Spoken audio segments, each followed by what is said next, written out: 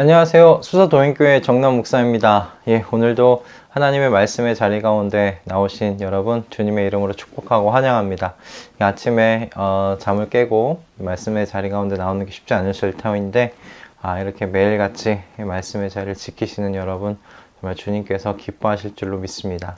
이 시간 함께 기도하고요. 오늘 우리에게 주시는 하나님의 말씀을 함께 듣는 자리 가운데 나아가도록 하겠습니다. 기도하겠습니다. 하나님, 오늘도 주의 말씀 앞에 나왔습니다. 주의 말씀이 우리의 심령을 꿰뚫게 하여 주시고 그 말씀이 우리를 격려케 해 주시고 그 말씀을 통해 우리가 회복되어지도록 인도하여 주시옵소서.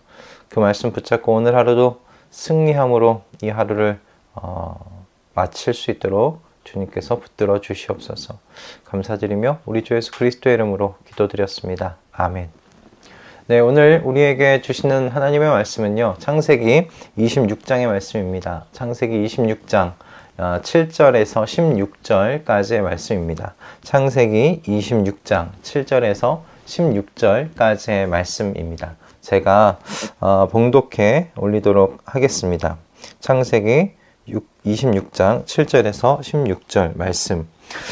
그곳 사람들이 이삭의 아내를 보고서 그에게 물었다. 그 여인이 누구요? 이삭이 대답하였다. 그는 나의 누이요.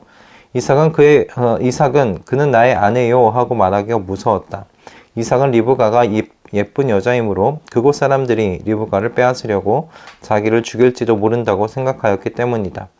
이삭이 그곳에 자리를 잡고 산지 꽤 오래된 어느 날 블레셋 왕 아비멜렉은 이삭이 그 아내 리브가를 애무하는 것을 우연히 창으로 보게 되었다. 아비멜렉은 이삭을 불러내어서 나무랐다. 그는 틀림없이 당신의 아내인데 어쩌려고 당신은 그를 누이라고 하였소. 이삭이 대답하였다. 저 여자 때문에 제가 혹시 목숨을 잃을지도 모른다고 생각하였기 때문입니다.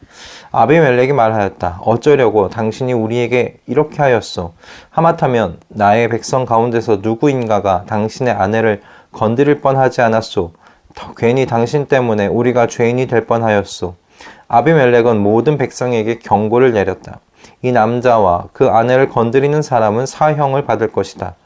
이삭이 그 땅에서 농사를 지어서 그 해에 100배의 수확을 거두어 드렸다. 주님께서 그에게 복을 주셨기 때문이다. 그는 부자가 되었다. 재산이 점점 늘어서 아주 부유하게 되었다. 그가 양떼와 소떼, 남종과 여종을 많이 거느리게 되니 블레셋 사람들이 그를 시기하기 시작하였다. 그래서 그들은 이삭의 아버지 아브라함 때에 아브라함의 종들이 판 모든 우물을 막고 흙으로 메워버렸다. 아비멜렉이 이삭에게 말하였다. 우리에게서 떠나가시오. 이제 당신은 우리보다 훨씬 강하오. 아멘. 제가 이번 주일에 설교를 준비를 하면서 도움을 받았던 책이 있는데요. 바로 그 J.C. 라일의 믿음으로 살라라는 책입니다. 그 책 중에 한 단락이 있는데요. 그 단락의 내용이 참 제게 고개를 끄덕이게 했고 또 한편으로는 제 마음을 조금 더 제 자신을 바라보는 눈에 좀 부드러움을 갖게 만들어준 그런 단락의 내용이 있었는데요. 그 내용을 좀 읽어드리면서 오늘 말씀을 시작하면 좋겠다 싶었습니다. 좀 읽어드리겠습니다. 마음이 바르면 하나님은 많은 결함을 너그럽게 보십니다. 잘못된 판단을 할 수도 있고 행동에 결함이 있을 수도 있습니다. 외적으로 균형 잡히지 못한 신앙 행위가 있을 수 있습니다. 하지만 중심에 자리한 마음이 바르면 하나님께서는 부족함을 일일이 정죄하시지 않습니다. 마음이 진실하고 바르면 많은 것들이 불완전해도 용서하시고 은혜롭고 자비롭게 대하실 것입니다. 그러면서 이 라일이 예로 들었던 인물 두 사람이 있습니다. 바로 여호사밧 왕과 아사 왕입니다. 두 왕 모두 유다의 왕들이었는데요. 이 두 왕 모두 하나님 앞에서 정직하고 충성된 왕으로서 이렇게 평가를 받는 왕들입니다. 그런데 모두가 다 결함을 갖고 있었던 왕이었어요. 여호사밧 왕 같은 경우는 아마 마음이 좀 여렸던 것 같아요. 그리고 제대로 된 어떤 그 결단을 잘 하지 못했던 사람으로 보입니다. 그가 그래서 이스라엘의 가장 좀 악한 왕 중에 한 왕인 아합 왕과의 친분을 끊어내지 못하는 모습을 저희는 이야기 속에서 보게 되는데요. 그리고 아사왕도 마찬가지입니다. 아사왕도 그의 생애에 아람 왕을 하나님보다 아람 왕을 의지했던 그 이력을 갖고 있고요. 그리고 하나님의 예언자가 아사왕에게 모진말을 이제 하는데, 그것을 듣고서 마음에 노를 품고 그 예언자를 옥에 가두는 그런 행동을 했던 이력을 갖고 있는 왕이기도 합니다. 그런데 하나님께서 이런 사람도 참 자비롭게 대하실 수 있을까 싶었는데, 하나님께서는 두 왕을 자비롭게 대하시는 거예요. 은혜와 자비로 이 모든 이력을 덮으시는 것을 보게 됩니다. 단 하나 이유예요. 모두 다 하나님 앞에서 바른 마음을 가지려고 노력했던, 마음의 중심이 그래도 하나님께 있었던 사람들이었기 때문이다 라는 것이었습니다. 그러나 저는 그 두 왕을 보고 오늘 본문의 이삭을 보면서 한 사람 더 추가돼야 되겠다. 그리고 그 이삭이 바로 이 사람의 많은 결함에도 불구하고 하나님께서 그 사람의 오직 그 안에 있는 중심을 보시는 하나님이시라는 이 이야기에 걸맞는 사람이 아닐까라는 생각이 들었습니다. 여러분도 아시다시피 이삭은 그 가나안 지역에 발생했던 그 가뭄으로 인해서 애굽으로 내려가려고 잠시 그랄에 머물렀던 사람입니다. 근데 그 그랄에 머무를 때 하나님께서 이삭에게 나타나셔서 이삭에게 그 땅, 하나님께서 약속하신 땅에 머물러라 말씀하시는 것을 들었습니다. 그래서 그가 그 하나님의 말씀을 듣고 그 그랄 땅에 머무르기로 작정을 합니다. 결심을 합니다. 그런데 그가 그 이후에 보여준 행동이 꼭 그의 아버지 아브라함이 보여준 행동과 같은 모습인 거예요. 이게 부전자전입니다. 자신의 안위를 위해서 아내를 누이라고 그렇게 지역의 사람들에게 소개한 것입니다. 그런데 이번에는 이야기 속에서 하나님께서 움직이셔서 이삭을 구해주시는 것이 아니에요. 하나님께서 움직이셨다는 이야기가 없습니다. 그냥 우연히 아비멜렉이 이삭과 리브가가 가까이에 있는 모습을 보게 되었다라고 되어 있어요. 아마 하나님께서 우연이 어디 있습니까? 하나님께서 그 섭리 가운데 그렇게 인도하신 것이라 생각이 드는데요. 중요한 건 이 아브라함과 마찬가지로 이삭도 이 아비멜렉 앞에서 훈계를 듣고 비난을 받게 된다는 겁니다. 얼마나 창피하겠어요. 근데 아비멜렉은 그 이후에 보여준 모습이 그 지역의 모든 백성들에게 이 이삭과 리브가를 건드리지 말 것을 경고합니다.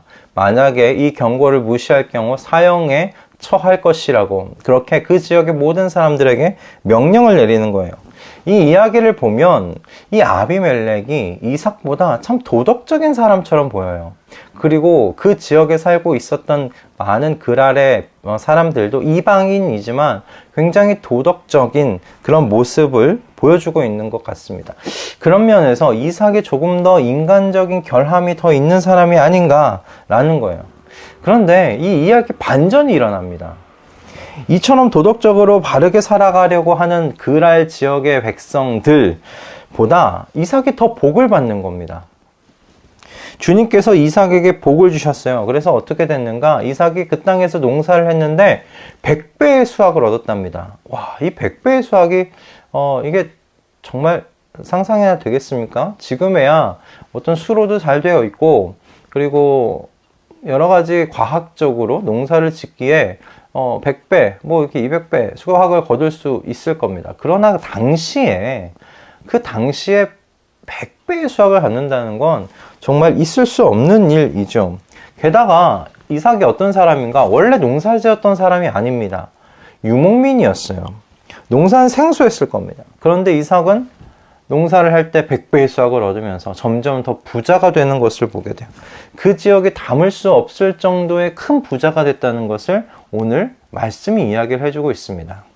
그런 글을 보고 블레셋 사람들이 시기하기 시작하는 겁니다. 그리고 그 시기심은 아브라함의 종들이 판 우물을 막는 것으로 표출되죠. 마침내 어떻게 됩니까? 아비멜렉이 이삭에게 찾아가서 더는 우리와 함께 있을 수 없으니 우리 이곳에서 떠나가라고 이야기하는 것을 보게 돼요. 그랄 지역의 이 백성들의 마음도 뭐 저는 어느 정도 이해는 갑니다. 그 이삭의 인간적인 결함으로 인해서 이 지역의 사람들이 죄를 지을 뻔했어요. 죄인이 될 뻔했어요. 도덕적인 큰 잘못을 저지를 뻔했어요. 아비멜렉은 이삭 때문에 우리가 죄인이 될 뻔했다라고도 아예 대놓고 이야기를 합니다. 어찌 보면 자신들을 죄인으로 만들 뻔한 그 사람, 그 이삭이 지금 하는 일마다 잘 되는 겁니다. 하는 일마다 복을 받는 겁니다. 그래서 그들 사이에서 큰 부자가 되는 그 모습을 보니까 얼마나 그 배가 아프겠어요. 미운 마음도 참 들었겠다 하는 생각이 듭니다. 여러분, 그러나 복의 근원 되시는 하나님께서 보시는 것은 무엇이냐면 도덕적인 어떤 그런 겉모습이 아니라 그 마음의 중심이었다는 거예요. 자, 그에게 하신 약속대로 그를 축복하여 주실 그 하나님을 믿는, 신뢰하는 그 중심을 보고 계시는 거예요. 이삭은 그 마음에 하나님께서 내게 약속을 하셨고 그 약속을 이 땅에서 떠나지 않으면 그 약속을 지켜주시겠다 말씀하신 그 하나님을 신뢰하고 가뭄인데도 그 지역을 떠나지 않았어요. 애굽으로 가지 않았어요. 그 자리에 남았어요. 여러분, 그 믿음을 보시고 하나님께서 가뭄이 있었던 그 자리에서도 100배의 수확을 얻도록 이삭의 삶을 보살펴 주신 그 하나님을 오늘 이 본문 속에서 보게 되는 겁니다. 말씀 동행 식구들 중에 여러분 혹시 하나님 앞에서 자기 자신을 몰아세우시는 분은 혹시 없으십니까? 하나님 앞에 오리투성인 나의 모습이 너무 마음에 들지 않아서 혹독하게 자책하고 나 자신을 몰아세우는 우리 말씀 동행 식구들 안 계신가 싶었던, 안 계시는가 그런 생각이 드는 그런 본문이었습니다.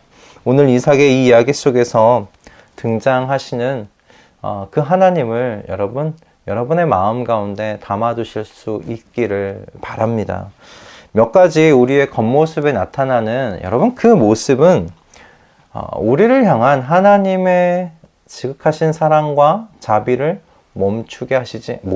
멈추도록 하지 못합니다.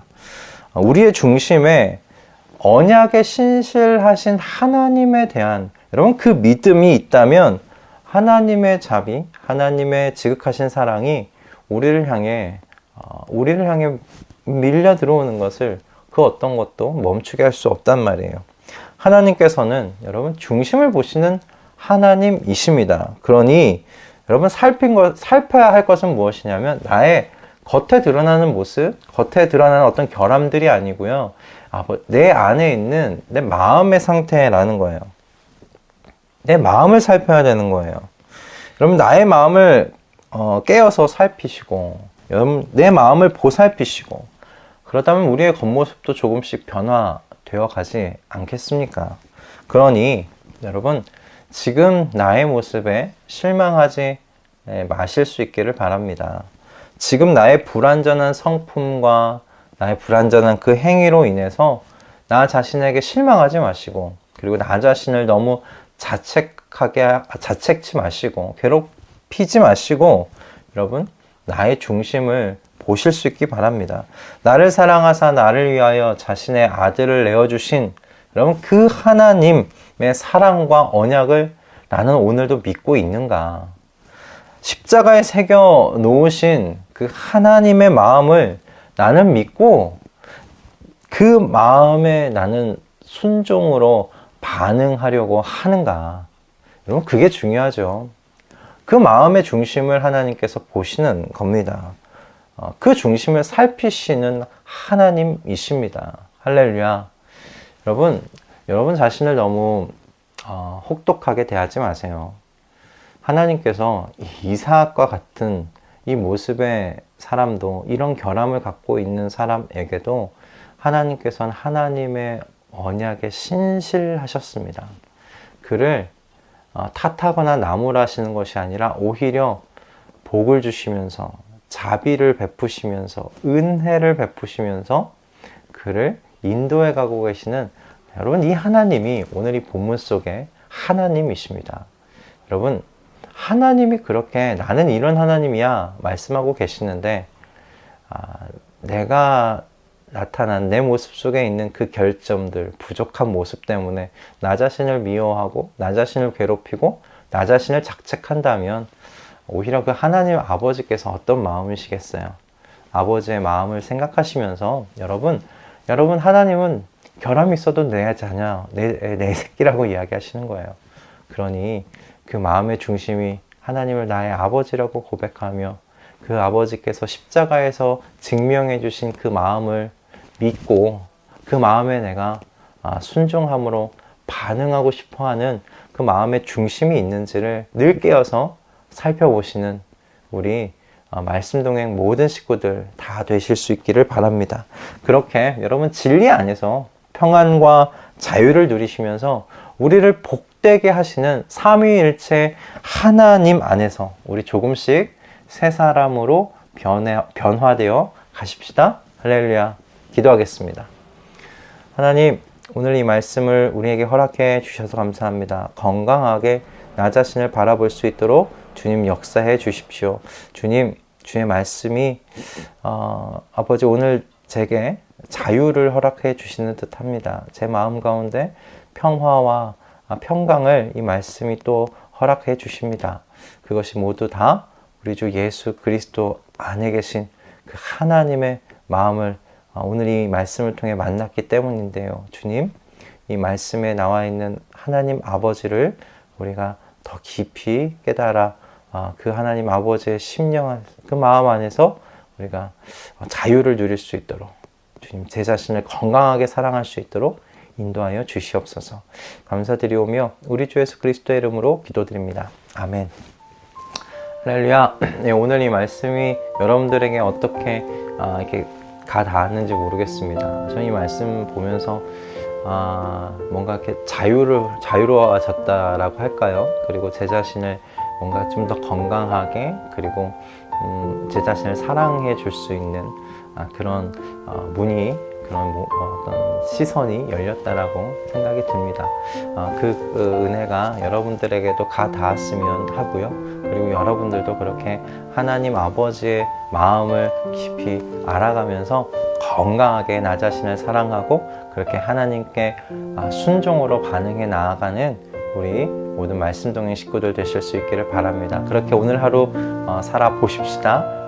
네, 그럼 저희는 내일 아침에 또 다른 하나님의 말씀으로 만나 뵙도록 하겠습니다. 여러분 오늘 하루 승리하십시오. 내일 아침에 뵙겠습니다.